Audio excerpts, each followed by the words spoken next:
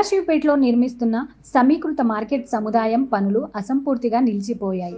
కొనుగోలుదారులు, వ్యాపారులకు ఇబ్బందులు తలెత్తకుండా ఒకే చోట అన్ని రకాల వెజ్, నాన్ వెజ్, పూలు, పళ్ళు, కూరగాయలు తదితరాలు విక్రయించేలా ఇంటిగ్రేటెడ్ మార్కెట్ నిర్మాణం కోసం అప్పటి ప్రభుత్వం 5,50,00,000 మంజూరు చేసింది. నిర్మాణ పనులను 6/7/2021న అప్పటి ఆర్థిక శాఖ మంత్రి హరీష్ రావు శంకుస్థాపన చేశారు.